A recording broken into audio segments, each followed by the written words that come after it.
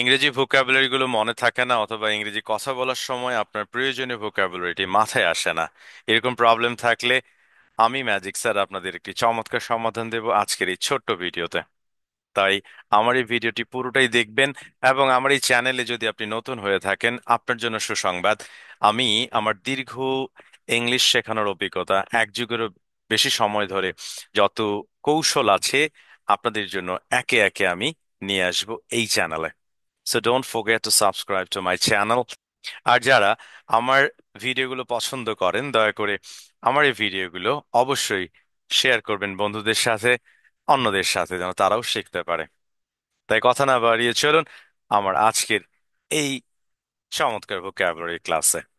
তো চলে এলাম আমাদের ক্লাসে। দেখতেই পাচ্ছেন দৈনন্দিন কথোপকথনে প্রয়োজনীয় 1 থেকে 30টি ভার্বস মনে রাখার ম্যাজিক কৌশল।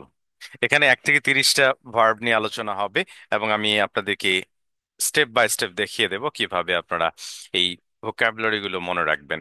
সেটার আগে একটু বলতে হয়, আমাদের ভোকাবুলারি গুলো কেন আমরা, মানে শেখা ভোকাবুলারি গুলো প্রয়োজনের সময় নিয়ে আসতে পারি না, তার একটা কারণ হলো যে আপনি ওই ভোকাবুলারি শুধু তার অর্থটা জেনেছেন, তাকে বাক্যে আপনি কখনো রূপান্তর করে বা বিভিন্ন বাক্যে ব্যবহার করে আপনি কখনোই বলেন নাই। যেমন আপনাকে যদি এখন আমি বলি আপনার প্রয়োজনীয় 5 জনের বা 10 জন ব্যক্তির নাম লেখেন, আপনি কোন 10 জন ব্যক্তির নাম লিখবেন? এই 10 জন ব্যক্তির রিসেন্ট আপনার সাথে কথোপকথন হয়েছে তাদের নামগুলো কিন্তু মনে আসবে। এটি একটা হিউম্যান সাইকোলজি, হিউম্যান ব্রেনের একটা অ্যাক্টিভিটিস, যে আপনি রিসেন্ট যেই জিনিসগুলো, যেই কাজগুলো করবেন সেগুলো মনে আসবে। ঠিক তেমনি আপনি রিসেন্ট যেই ভার্বগুলো বেশি বেশি ব্যবহার করবেন, সেই ভার্বগুলোই আপনার বেশি মনে আসবে। একটা সময় এটি অভ্যাস হয়ে যাবে। যতদিন পর্যন্ত না আপনার অভ্যাস হচ্ছে, ততদিন পর্যন্ত এই ভার্বগুলোকে একটু প্র্যাকটিস করতেই থাকতে হবে। চলুন আমরা এখানে বিভিন্ন অর্থ পাবো। দেন একটা ভার্ব, এখানে দেখেন ইট একটি ভার্ব, আমরা নিশ্চয়ই জানি। আশা করি দেখতে পাচ্ছেন সবাই, আমি একটু বড় করে দিলাম। ইট একটি ভার্ব, এই ভার্বটির ভিন্ন ভিন্ন অর্থ হয়। যখন আমরা এই ইট ভার্বটির ভিন্ন ভিন্ন অর্থগুলো বাক্যে ব্যবহার করে শিখে নিচ্ছি, এতে যেমন বাক্য গঠনটা আমরা শিখে ফেলতে পারছি, সেই সাথে একই ভার্ব অ্যাটলিস্ট অনেকগুলো বাক্যে ব্যবহার করার কারণে আপনি এটি পুরোপুরি রপ্ত করে ফেলতে পারবেন। চলুন ইট, আমরা বাংলা থেকে ইংলিশ যাব। আপনারা নিশ্চয়ই জানেন আমার একটা ম্যাজিক ম্যাথ আছে, যে ম্যাজিক ম্যাথ থিওরিটি আমার দুর্বল যারা ইংরেজিতে, সবার কাছে খুবই গ্রহণযোগ্যতা পেয়েছে। আহ, এবং এতে আমার আহ, ইউটিউব চ্যানেল, আরো একটি ইউটিউব চ্যানেল আছে ম্যাজিক স্পোকেন, সেখানে হিউজ মানুষ আমাকে প্রশংসিত করেছেন। হুম, আশা করি আপনাদেরও ভালো লাগবে। ম্যাজিক ম্যাথস ভিডিওটা আমি পরবর্তীতে নিয়ে আসবো ইনশাল্লাহ। চলুন আজকের ক্লাসে আমরা প্রথম আমাদের ভার্ব ইট, এটা আমরা বাংলা থেকে ইংলিশ যাব। আপনি এটার যদি আদেশ অর্থে ব্যবহার করেন শুধু ভার্বটাকে, তাহলে আমরা যদি বলি খাও, তাহলে এটার অর্থ হবে ইট। আমরা জানি যদি আপনি কাউকে কমান্ড করেন, এই খাও, আমরা বলি না এই এটা খাও, তাহলে ইট। যদি আমরা বলি এটা খাও, ইট ইট, রাইট? এটা খাও। ধরেন আমি এটার সাথে আহ যদি একটা অর্থ দিয়ে দিই, এটা খাও, ইট ইট, তাহলে এটা একটা কমান্ড, আদেশ। তাহলে আদেশ শেখা হয়ে গেল, তাই না? এখন অনুরোধ, ধরেন এই আদেশের সাথেই কিন্তু অনুরোধের সম্পর্ক। জাস্ট এটার সামনে প্লিজ যুক্ত করলেই কিন্তু সেটা কি হয়ে যাবে? অনুরোধ। যেমন অনুরোধ, দয়া করে খান, দয়া করে খান। তাহলে এটার ইংরেজি আমরা করব কি? প্লিজ। আমার বাংলা ইংলিশ একটু ঠিক করে নেই।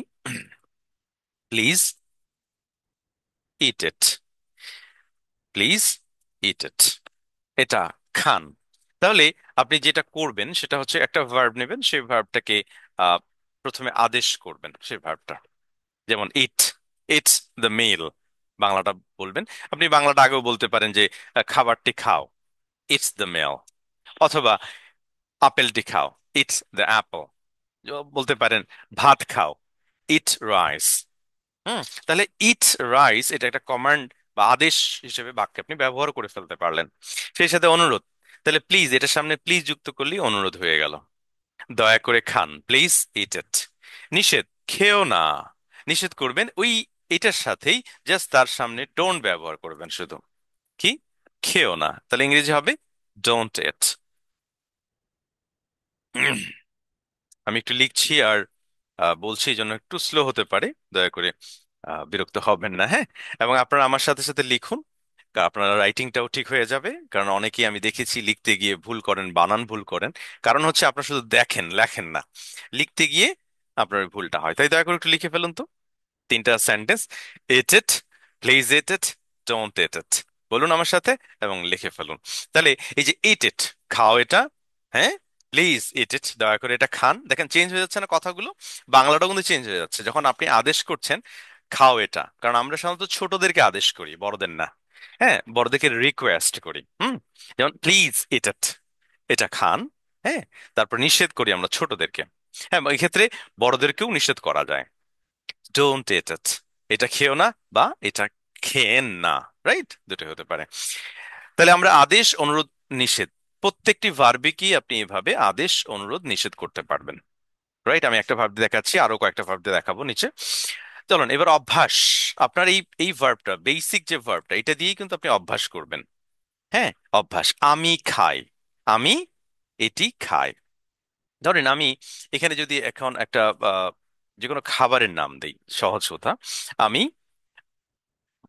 ভাত খাই, আমাদের একদম খুবই প্রয়োজনীয় এবং খুবই জনপ্রিয় সেন্টেন্স এটা বাংলাদেশে ইংলিশ শেখার ক্ষেত্রে। আমরা এটা দিয়েই যাই যাতে আপনাদের সহজে বুঝতে পারবেন। আমি সবগুলোতেই দিলাম। দেখেন, আমি ভাত খাই। তাহলে আমার একটা বাংলা ম্যাথ আছে, মানে ম্যাজিক ম্যাথ, সেটা হচ্ছে বাংলা বাক্যের প্রথম শব্দ এবং শেষের শব্দ। রাইট, আমরা প্রথমে প্রথম শব্দের কর্তার কি করব, ইংলিশ করব। তাহলে আমির ইংলিশ আই, খাই, এই যে খাই, খাইয়ের ইংলিশ হচ্ছে ইট। হ্যাঁ, ইএটি। দেখুন এই বাক্যে ইট শুধু একা বসছে, এটা এখানেও কিন্তু দেখেন ইট এর অর্থ হচ্ছে খাও। আর এখানে দেখেন ইট তার আগে শুধু আই বসছে, তাই এটা হয়ে গেছে খাই। তার মানে একই শব্দ, একই শব্দ তার ব্যবহারের কারণে, তার অবস্থানের কারণে, বা এর সামনে কোনো সাবজেক্ট নেই, তাই এটা হয়ে গেছে একটা এম্পারেটিভ আদেশ। এখানে শুধু একটা সাবজেক্ট দিছি, তাই আদেশ হয়নি।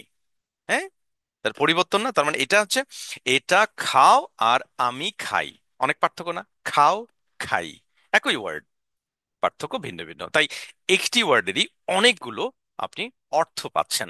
আর ইট, এরপর আসেন ডান থেকে বামে।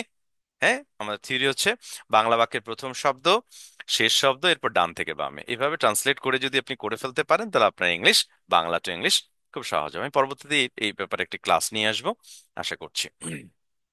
সো ইট রাইস, আমি ভাত খাই।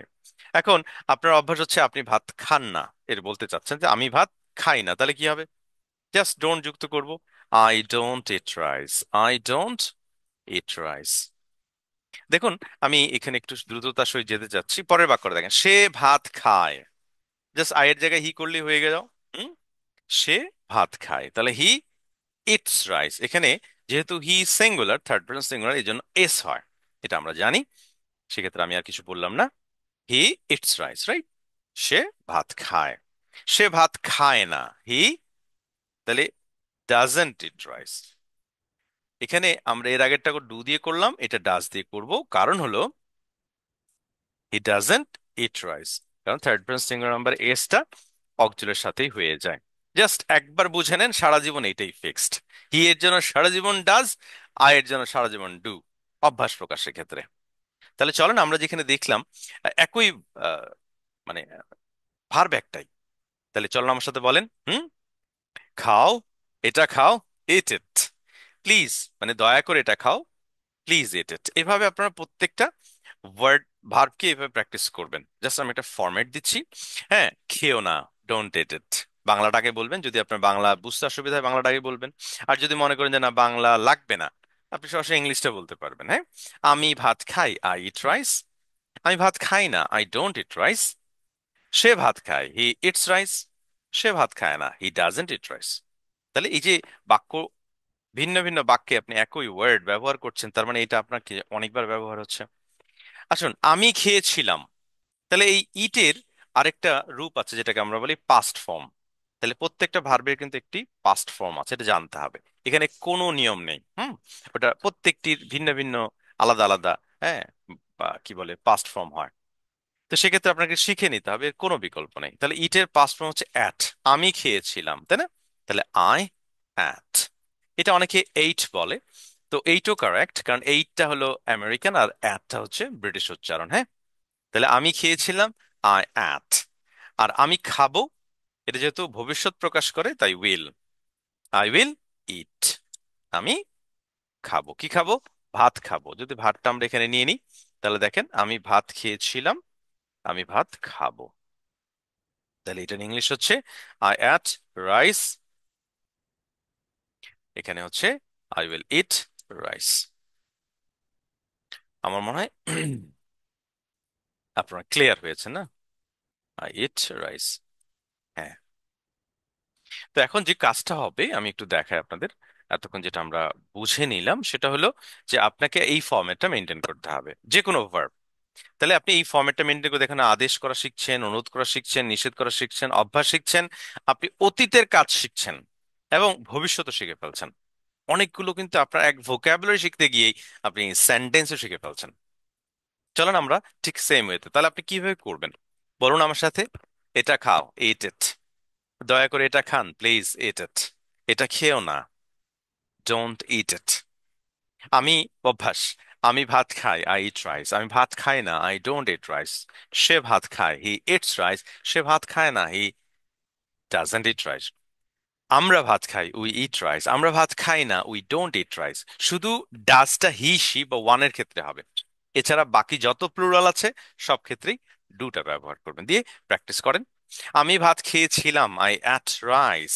আমি ভাত খাবো, আই উইল ইট রাইস। ঠিক ড্রিঙ্ক যদি আমরা একটু নেই, ড্রিঙ্ক এখানেও দেখেন সেম ওয়েতে, এটা পান করো। তাহলে কি হবে? এটা পান করো, ড্রিঙ্ক ইট, ড্রিঙ্ক ইট। এটা পান করো। দেখেন তো, আমাদের যে ভার্ব ড্রিঙ্ক, এটা আদেশ করলাম ড্রিঙ্ক ইট। আমরা সাথে চলে এই drink it now, drink it first বলি না আমরা? এটাই অনুরোধ। তাহলে এই সামনে প্লিজ দিয়ে দেন আগের মতো, প্লিজ ড্রিঙ্ক ইট। একবারে সিম্পল, রাইট? আশা করি আপনি দ্বিতীয়বারে ভালো বুঝবেন, এই জন্য আমি দ্রুত যাচ্ছি। Please drink it. এবং সেই সাথে আপনার ক্লাসটি একটু কেমন লাগছে, হ্যাঁ অবশ্যই কমেন্ট করে যাবেন, এবং সেন্টেন্স গুলো যদি পারেন লিখে ফেলেন। তাহলে আপনার কি হবে, ওয়ার্ড গুলো জানা হবে, ড্রিঙ্কটা বানানটা কি সেটাও ক্লিয়ার হয়ে যাবে। নিষেধ বলছেন, এটা পান করো না। হুম, so don't drink it, don't drink it। বলুন আমার সাথে, don't drink it, don't drink it। অভ্যাস, আমি এটা পান করি, I drink it। বলুন, আমি এটি পান করি না, I don't drink it। দেখেন ইজি না? আমি এটি পান করি, I drink it। আমি এটি পান করি না, আই ডোন্ট ড্রিঙ্ক ইট। আগের মতোই, থিওরি একই। প্রথমটা একটু বুঝতে হতো আপনার, একটু কষ্ট হতে পারে বা একটু বুঝতে অসুবিধা হতে পারে, আবার দেখে নেন দ্বিতীয়টা হয়ে যাচ্ছে। হুম, সে পান করে, হ্যাঁ তাহলে he drinks it, he drinks ইট। এই হিটা আমি কেন রেখেছি, কারণ এই হি এর জন্যই ড্রিঙ্কসটা হয়, হি অথবা সি একজনের জন্য। এই জন্য হি ড্রিঙ্কস ইট, রাইট? সে পান করে না, হি ডাজেন্ট ড্রিঙ্ক ইট। দেখেন, হি ডাজেন্ট, এই যে আগেরটা আমরা করলাম ডোন্ট, শেষেটা করব হি এর ক্ষেত্রে ডাজ, এসটা আমার চলে গেল। আন্ডারস্ট্যান্ড? এক্ষেত্রেও দেখেন, অতীতে আসছি, আমি এটা পান করেছিলাম। তাহলে ড্রিঙ্কের অতীত জানতে হবে। এখন এখানে কোনো থিওরি নেই, ড্রিঙ্ক শব্দের অতীতটা আপনাকে দেখে শুনে বুঝে মনে রাখতে হবে। তাই আপনি চলেন এখানে শিখে ফেলেন। ড্রিঙ্কের অতীত হচ্ছে ড্র্যাঙ্ক।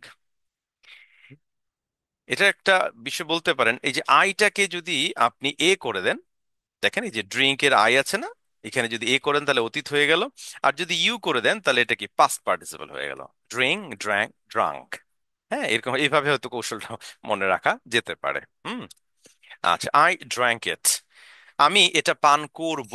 যেখানে বো অতীত, সরি ভবিষ্যৎ, will, I will drink it. এবং ভবিষ্যতের ক্ষেত্রে কোনো ভার্বের পরিবর্তন নেই। তাহলে চলো এটা কিভাবে বলবেন। এটা পান করো, ড্রিঙ্ক ইট। হ্যাঁ, দয়া করে এটা পান করুন, প্লিজ ড্রিঙ্ক ইট। এটা পান করো না, ডোন্ট ড্রিঙ্ক ইট। আমি এটা পান করি, আই ড্রিঙ্ক ইট। আমি এটা পান করি না, আই ডোন্ট ড্রিঙ্ক ইট। আমরা এটা পান করি, উই ড্রিঙ্ক ইট। আমরা এটা পান করি না, উই ডোন্ট ড্রিঙ্ক ইট। তুমি এটা পান করো, ইউ ড্রিঙ্ক ইট। তুমি এটা পান করো না, ইউ ডোন্ট ড্রিঙ্ক ইট। সে এটি পান করে, হি ড্রিঙ্কস ইট। এই যে সে, হি ড্রিঙ্কস ইট।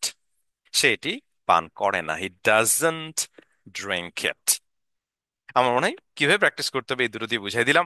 আমি এখানে আরো একটা রেখেছি স্লিপ দিয়ে, চলুন আমি স্লিপটা দিয়ে বুঝাই দিচ্ছি আপনাদেরকে। স্লিপ, ঘুম। এটা অলরেডি লিখে দিয়েছি এখানে, যেহেতু সময় যেন কম লাগে। বলেন ঘুমাও, স্লিপ। দয়া করে ঘুমাও, প্লিজ স্লিপ। ঘুমাইও না বা ঘুমিও না, ডোন্ট স্লিপ। আমি ঘুমাই, আই স্লিপ। আমি ঘুমাই না, আই ডোন্ট স্লিপ। সে ঘুমায়, হি স্লিপস। সে ঘুমায় না, হি ডাজন্ট স্লিপ। আমি ঘুমিয়েছিলাম, আই স্ল্যাপড। আমি ঘুমাবো, আই উইল স্লিপ। রাইট? খুব সহজ না? পরেরটা দেখেন, ওয়েক আপ। যদি একটু বলে রাখি, আমি দীর্ঘদিন ধরে, মোর দেন 12 years I have been teaching spoken English in Bangladesh, both online and offline. If you want to learn spoken English from me, join my online course. হুম, আপনি আমার অনলাইন কোর্স জয়েন করতে পারেন মাত্র 1550 টাকায়। আপনাদের চমৎকার একটি রেজাল্ট আমি এনে দিতে পারবো ইনশাল্লাহ। নাম্বার দেয়া থাকবে। আমার নেক্সট ব্যাচ শুরু হচ্ছে একদম। ওকে, চলেন। কারণ এই তথ্যটা না দিলে হয়তো অনেকে ভাববেন স্যার অনলাইনে পড়াই কিনা, তাই এটা জানানো দরকার, তাই জানিয়ে দিলাম। আসুন, ঘুম থেকে ওঠো, ওয়েক আপ। ঘুম থেকে ওঠো, ওয়েক আপ। হ্যাঁ, প্লিজ ঘুম থেকে উঠুন। এই ভাই প্লিজ উঠুন, সময় হয়েছে, প্লিজ ওয়েক আপ। হ্যাঁ, ওয়েক আপ মানে কিন্তু ঘুম থেকে ওঠা। আচ্ছা, ডোন্ট ওয়েক আপ, ঘুম থেকে উঠো না। হ্যাঁ, রাত এখনো আছে, ঘুম থেকে ওঠো না। Don't wake up. আমি ঘুম থেকে উঠি, আই ওয়েক আপ। আমি ঘুম থেকে উঠি না, আই ডোন্ট ওয়েক আপ। সে ঘুম থেকে ওঠে, হি ওয়েকস আপ। সে ঘুম থেকে ওঠে না, হি ডাজন্ট ওয়েক আপ। আমি ঘুম থেকে উঠেছিলাম, আই ওক আপ। ওয়েকের এটা ও করে দিলে এটা অতীত হয়ে যায়, ওক আপ। এভাবে মনে রাখতে পারেন, আই উইল ওয়েক আপ, আমি ঘুম থেকে উঠবো। ঠিক এভাবে দেখেন, আমরা এই তিনটা ভার্ব এখানে নিলাম। এরপর রিড আছে, আপনি তাহলে রিডটাকে এভাবে লিখে নেন। জাস্ট এটা আমি আপনাদের বলছি যে আপনারা যদি ফর্মেটটা লিখে নিতে পারেন খাতায়, তাহলে প্রত্যেকটা দিয়ে আপনি করতে পারবেন। এখানে 30 ভার্বস আমি দিয়েছি, এই ভার্বগুলো আপনারা প্র্যাকটিস করবেন। আমি ভার্বগুলোকে আমাদের ডেসক্রিপশনে বক্সে দিয়ে দেবো, দয়া করে একটু কালেক্ট করে নেবেন। আশা করছি আমার এই আজকের এই ক্লাসটি আপনাদের জন্য খুব ভালো লেগেছে, এবং অবশ্যই লিখবেন। আপনারা যদি আরো চান, আমি আমাদের প্রয়োজনীয় দৈনন্দিন যে অত ভার্ব আছে, কারণ এগুলো আসলে যেহেতু প্রসেস বলে দিলাম, নিজেরাই পারবেন আপনি। হ্যাঁ, উচ্চারণও দেয়া আছে, দেখেন এটা প্রত্যেকটা উচ্চারণ আমি দিয়ে দিয়েছি যেন আপনাদের সমস্যা না হয়। রাইট, প্রত্যেকটা বাংলা উচ্চারণ দিয়ে দিচ্ছি, অর্থও দিয়ে দিয়েছি। হুম, আপনারা সহজে করতে পারবেন। আর যদি মনে করেন যে এরকম আরো অনেক লিস্ট প্রয়োজন, বা দৈনন্দিন 1 থেকে 30টা এখানে আছে, যদি 300 400 চান, আমি তাহলে আরো ভিডিও আনবো ইনশাল্লাহ। So thank you very much, no more. So don't forget to subscribe my channel right now. হ্যাঁ, এই চ্যানেলে আরো ভিডিও আছে, সেগুলো দেখুন, অনেক কিছু শিখবেন। Thank you. আল্লাহ হাফেজ, আসসালামু আলাইকুম।